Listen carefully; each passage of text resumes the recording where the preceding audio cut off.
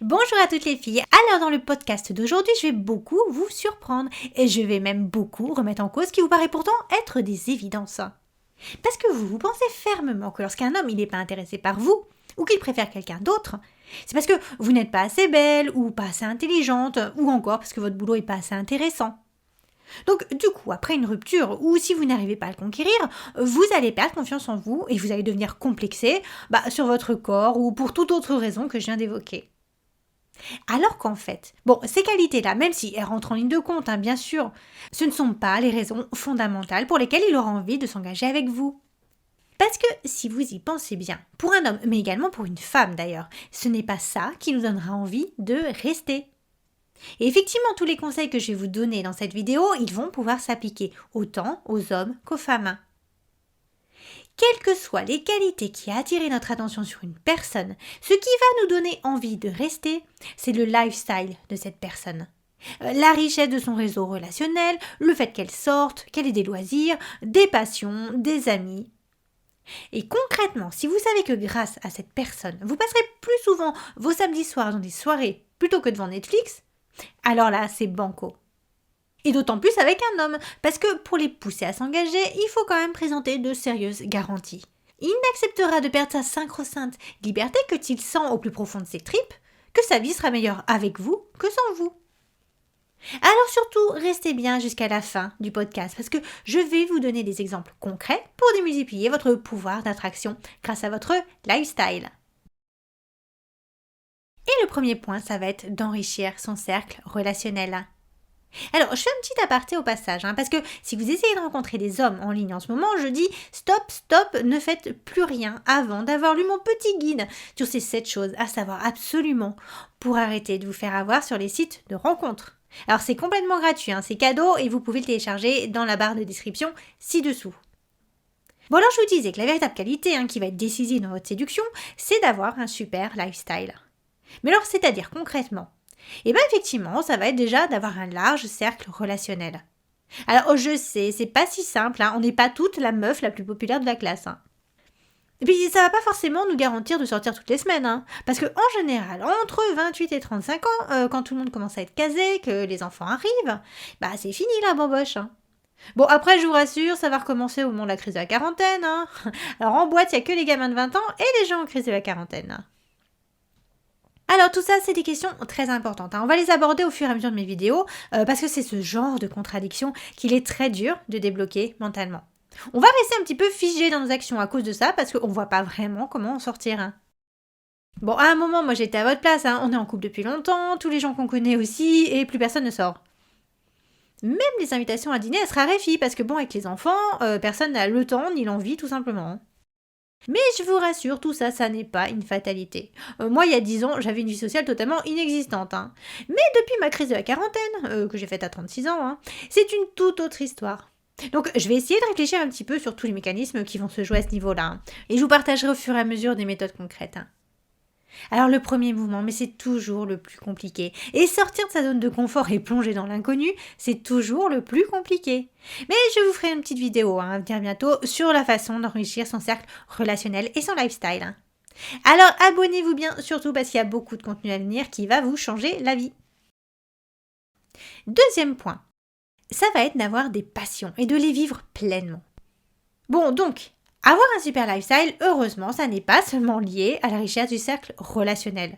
Parce que ça, malheureusement, ça ne dépend pas que de vous, ça dépend aussi des autres. Mais il y a en revanche beaucoup de choses qui ne vont dépendre que de vous.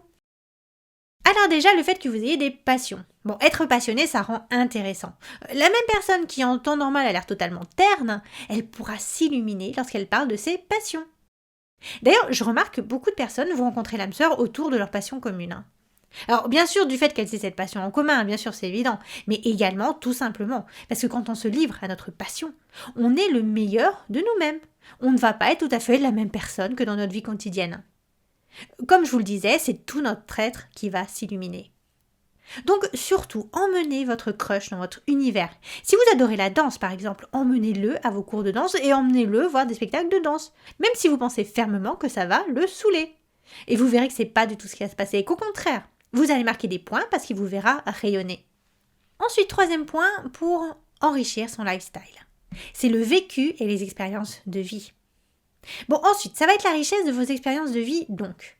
Alors je sais, ce point il paraît un petit peu vague, mais si vous n'avez rien vu ni rien fait dans votre vie, vous serez beaucoup moins intéressante que quelqu'un qui aura multiplié les expériences. Alors déjà, ça va enrichir vos conversations, mais pas que. C'est aussi une richesse intérieure dont vous allez irradier sans même vous en rendre compte. Elle va vous donner de la profondeur et elle va se sentir dans votre regard et également dans votre conversation. Et grâce à vos expériences de vie, vous allez vraiment gagner en charisme. Et même les mauvaises d'ailleurs. Alors ça peut être d'avoir beaucoup voyagé, d'avoir occupé beaucoup de postes très différents, d'avoir connu beaucoup de personnes très différentes, ou encore d'avoir eu beaucoup de relations, d'avoir vécu à de nombreux endroits. Donc comme vous le voyez, ça a beaucoup à voir avec la multiplication des expériences. Mais je vous rassure, si vous aimez la stabilité, je suis pas en train de suggérer qu'il faut tout le temps tout changer dans tous les domaines. D'ailleurs, moi ça me ferait pas du tout rêver. Et puis par exemple, avoir souffert, c'est également quelque chose qui donne de la profondeur, mais je risque pas de vous le conseiller, ça c'est clair. Donc on n'est pas obligé de connaître des aventures dans tous ces domaines de vie en permanence. Mais parfois avoir un petit peu d'audace et tenter de nouvelles choses dans l'un de nos domaines de vie, ça va aider à nous enrichir. Parce que le changement, ça fait peur, mais ça enrichit également considérablement la personne que l'on est. Et les expériences de vie, elles seront toujours liées à ce qui est à l'extérieur de vous. Je suis la première à valoriser la richesse intérieure, mais en tout début de relation, dans la phase de séduction, ce sont les expériences extérieures qui vont être valorisées. Donc ça va bien sûr changer par la suite, mais la séduction, c'est un domaine très superficiel. Bon, sinon on finirait toujours avec le mec parfait pour nous, alors que c'est pas vraiment le cas. Quatrième point, c'est de suivre et de profiter de l'actualité lifestyle. Donc ce point va être un petit peu moins exigeant, donc c'est de vous tenir au courant de tous les endroits de tendance, de toutes les activités et les sorties sur votre ville. Donc si vous êtes à la recherche de votre âme sœur, vous ne pouvez pas vous faire l'économie de suivre l'activité lifestyle autour de vous. Alors déjà, parce que comme je vous l'enseigne dans mes vidéos, et quand je vous coach également personnellement, il faut étirer un maximum la période de séduction. Et beaucoup plus longtemps que vous ne souhaiteriez vous. Au moins plusieurs mois.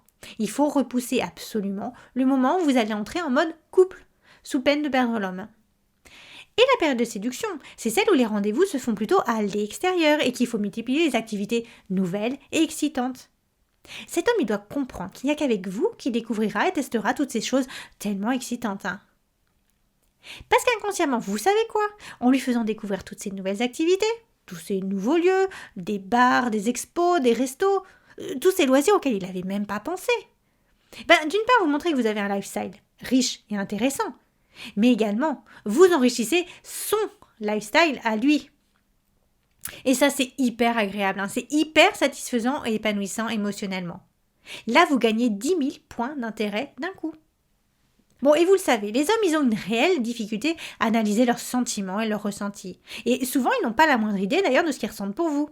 Et c'est pour ça que quand vous leur demandez plus, ils paniquent et ils s'enfuient.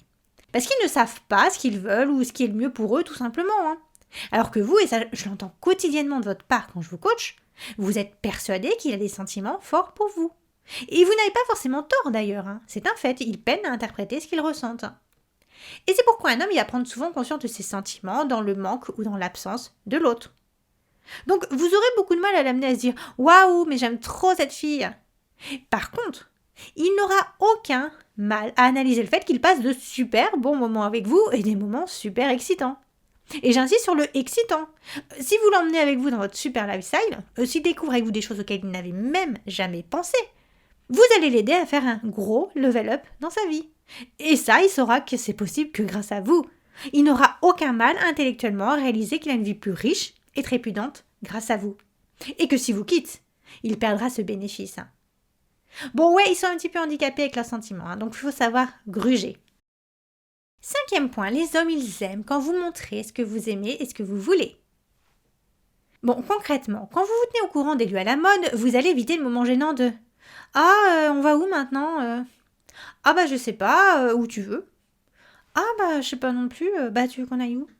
Bon, parce que j'ai remarqué que même si c'est important pour un homme d'avoir le leadership dans la séduction, il y a quand même des situations où ils aiment transférer ce leadership sur la femme. Et le choix du lieu ou de l'activité, c'en est un. Alors, je sais pas si c'est parce que c'est pour eux un moyen de faire plaisir à cette femme, ou parce qu'ils veulent pas la décevoir et donc ils échargent un petit peu du problème. Mais en tout cas, D'après mon expérience, ce que je vous dis c'est purement empirique, c'est pas scientifique, mais ils aiment vous faire plaisir en vous laissant choisir le lieu et l'activité. Et d'ailleurs, s'il y a des messieurs parmi vous qui regardent la vidéo, d'autant plus que là, pour le coup, mes conseils peuvent tout autant s'adresser aux hommes, ça m'intéresserait beaucoup de savoir ce que vous en pensez dans les commentaires, si vous confirmez ou si vous pouvez nous expliquer à votre avis pourquoi ça se passe comme ça. Donc je vous dis pas de tout choisir tout le temps, parce que lui aussi il doit vous emmener dans son univers. Et d'ailleurs, s'il prend pas d'initiative à ce sujet, vous devez clairement lui proposer de le faire. Bon la prochaine fois, ça va être à toi de m'emmener dans un lieu aussi étonnant, et il y a intérêt à ce qu'il y ait du niveau là. Mais vraiment, n'hésitez pas à lui suggérer des idées. Ça lui plaira de voir que vous n'êtes pas juste passive à attendre qu'il comble tous vos besoins dans la vie. Et ça va lui enlever une grosse responsabilité sur ses épaules, parce que les hommes, ils flippent pas mal à l'idée d'être au centre de votre univers. Ils préfèrent sentir que vous êtes un petit peu autonome quand même, et que vous savez garder une certaine indépendance affective, que vous avez votre volonté propre et que vous osez l'imposer. Et oui, surtout, n'hésitez pas à oser imposer vos désirs. Et je sais très bien que c'est très dur pour nous qui sommes des gentilles filles. Parce qu'on pense que c'est pas très gentil d'imposer nos désirs. Nous, on fait plaisir aux gens, on se fait toujours passer en second. On sacrifie tous nos besoins. Alors qu'en fait, les hommes, ils attendent exactement l'inverse. Qu'on leur oppose un petit peu de résistance. Bon, en restant nous-mêmes et en gommant pas tout ce qu'ils nous disent. Donc, n'hésitez pas à remettre en cause tout ce qu'on vous a appris depuis l'enfance. Non, être gentil et sacrifier ses besoins et ses désirs, donc être un people pleaser, comme on dit, ça va pas amener quelqu'un à vous aimer. Ça peut même en amener beaucoup, et ça c'est un biais émotionnel de l'être humain qui a été démontré scientifiquement, que si quelqu'un ne pose pas de limites, on va avoir une compulsion à abuser de lui. Et je vous parle pas de gens toxiques, je vous parle de n'importe quelle personne, même les gentils. Donc on ne tombe pas dans le panneau et on n'a pas honte d'exprimer, de faire valoir ce que l'on souhaite vraiment. Oups, mais là j'ai un petit peu dévié du sujet, désolée. Bon, voilà les filles, je vous ai donné pas mal d'éléments dans ce podcast. Bon, c'est dense et j'aurai l'occasion surtout de reparler très souvent de tous ces aspects des choses, donc abonnez-vous bien surtout. Et si vous voulez aller plus loin dans vos problématiques amoureuses, je vous mets le lien pour candidater pour un coaching personnalisé avec moi. Donc ça se passe dans la barre de description ci-dessous. Et donc, je vous propose un vrai programme d'accompagnement premium pour vous transformer en profondeur. Donc, vous allez trouver les ressources en vous. Alors, pas en agissant sur cet homme, mais en agissant sur vous. Pour séduire et faire s'engager sans plus faire d'efforts des mecs de super qualité. C'est pas seulement que vous allez séduire plus facilement les hommes, c'est que vous ne vous intéresserez même plus aux hommes qui n'en valent pas la peine. Voilà, si vous avez aimé ce podcast, n'hésitez pas à mettre un petit pouce bleu, à partager et à commenter. J'essaie de répondre à tous vos commentaires. On se retrouve très vite pour une nouvelle vidéo ou un nouveau podcast. Alors à bientôt!